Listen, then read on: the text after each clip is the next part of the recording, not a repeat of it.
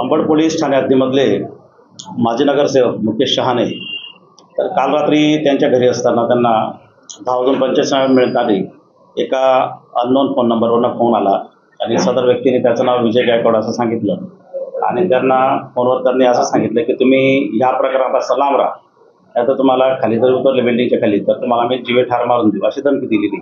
त्यानुसार माजी नगरसेवक मुकेश शहाणे आपल्या पोलीस स्टेशनला आले ते तर त्यांची आपण तक्रार नोंद करून घेत आहोत. आता जे जुने BNS कलम आहेत 351(4) आणि जीवे मारण्याची धमकी देणे 351 कलम 2 आणि 3 या पद्धतीने आपण गुन्हा नोंद करत आहोत आणि पुढील आपण त्या आरोपीचं मोबाईल नंबरवरनं CDR वगैरे काढून विजय गायकवाड जो आरोपी आहे त्याला आपण पकडून पुढील कारवाई करीत आहोत. तर हा आरोपी नेमका कोण आहे आणि धमकी देण्याचं नेमकं कारण काय? धमकी देण्याचं नेमकं कारण असं आहे की ते एवढंच बोलले ते की मी विजय गायकवाड बोलतोय आणि तू येतं जरा जास्तच फडफड करतोय, या प्रकारापासून तू लांब राहा असं त्यांनी सांगितलं. एक बडगुजराचं नाव घेतलं त्यांनी, बडगुजर प्रकरणापासून तू लांब राहा अशी त्याची धमकी दिली आणि खाली जर तो उतरला तर आम्ही तुला जीव मारून टाकू असं त्या विजय गायकवाड नावाच्या फोनवर बोलणाऱ्या इस्माने दिले. तर आपण त्याची शहानिशा करत आहोत, पण प्रायमा फेसी आपण गुन्हा दाखल करू. हा व्यक्ती कोण आहे म्हणजे अजून तरी अननोन आहे, आपल्याला काय माहिती नाही त्याच्याबाबत, त्याचा रेकॉर्ड वगैरे नाही आपल्याकडे काही. पण आता त्या फोनवर बोलणाऱ्या व्यक्ती नेमकं कोण होते त्यांनी नाव तर सांगितलं, त्याच्या आपण पडताळणी करतोय. तर आता पुढे याच्यामध्ये आपण याचं CDR वगैरे काढून तो जो आहे त्याचं लोकेशन, त्या सिम कार्ड कोणाच्या नावाचं आहे, बोलण्याचा हेतू काय हे आपल्या कळणार. आणि त्यामध्ये थेट मी जीव मारण्याची धमकी आहे ना, चोराचे उलटे बंब आहे. काल महिला आघाडीने आंदोलन केलं आणि मुकेश सानेंना अटक करा म्हणून महिला आघाडीची मागणी आहे आणि त्या निवेदनातली जर स्पष्ट भूमिका जर बघितली असेल तुम्ही, तो गेल्या 6 महिन्यापासून तो व्हिडिओ करतोय, त्याच्यावरती पोलीस प्रशासनाने कारवाई नाही केली. हे कालचं आंदोलन तीव्र झाल्यामुळे त्याच्या रिॲक्शन येत आहे, त्यांना काहीतरी करावं म्हणून त्यांनी केलं आहे.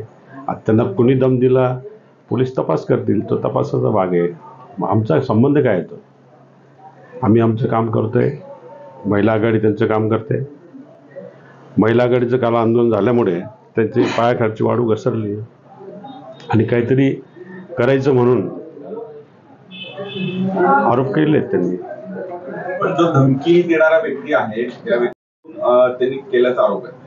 असं मी कशाला करू? तो जो व्यक्ती आहे ज्यांनी केला असेल तो सांगेल ना, कोणी सांगितलं त्याला, कॉल डिटेल्स असतील, ट्रॅक असेल, टावर लोकेशन असेल, ते पोलीस तपासतील. ह्या चोराचे उलटे बंब आहेत. पोलिसांवरती कालचं मोर्चाचं दडपण आलं म्हणून आज त्यांना कुठेतरी रिलॅक्स करण्यासाठी आजची दिलेली रिॲक्शन आहे ती विरोधकांनी. त्याच्यापेक्षा जास्त सांगू नाही शकत. आमचं काय चुकलं? निष्ठा सोडली नाही, पक्ष सोडलं नाही, प्रामाणिक उद्धव ठाकरे बाबा राहिलो, हे चुकलं का? सांगावं त्यांनी. त्यांना अपेक्षित काय आहे? आम्हाला टार्गेट करण्याचं कारण काय? लोकसभा झाली, लोकसभेमध्ये तुम्ही बघितले प्रकार, आता विधानसभा आलेली आहे, विधानसभेमध्ये तेच प्रकार. एखाद्या अंकुश शेवाडेंनी एखाद्या व्यक्तीला 20,000 रुपये दिलेत आणि त्यांना त्याच्या सांगण्यावरून तुम्ही अंकुश शेवाडेला अटक करतात आणि त्याला मारहाण करतात. तुम्ही त्यांचे टावर लोकेशन घेतले असते, त्यांचे ट्रान्झॅक्शन घेतलं असतात, ट्रॅक रेकॉर्ड चेक केला असता, आम्ही मध्ये पण बोललो नसतं काही. झाली ती कृती झाली, आता त्याला अटक झाली, त्याला कस्टडीमध्ये मारहाण झाली. सिव्हिलची रिपोर्ट येतील ना, सिव्हिलची रिपोर्ट येतील. आता मुकेश सानेला कसं माहिती सिव्हिलची रिपोर्ट निघाले? तो काही ज्योतिष आहे का? तो आदल्या अजून सिव्हिलची रिपोर्ट अजून कोर्टाला सबमिट व्हायची बाकी आहे, ते 21 तारखेला सबमिट होतील. तो सांगतो सिव्हिलची रिपोर्ट ओके, मी ऐकलं त्याची बाईट. हे चोराचे उलटे बॉम्ब आहे. अहो, ते सायबर क्राईमने थांबवलं पाहिजे ना. ते सायबर क्राईमचं ड्युटी आहे, ते पोलिसांचं काम आहे.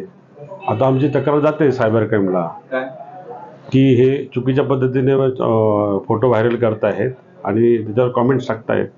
पोलिसांनी त्याच्यावर गुन्हा दाखल केलेला आहे ना, कारवाई झालेली आहे ना त्याच्यावरती. तर मग ते पोलिसांचं काम आहे ना, हे कसे करतायत? ते सायबर कॅम्पला आमची पण तक्रार जाईल.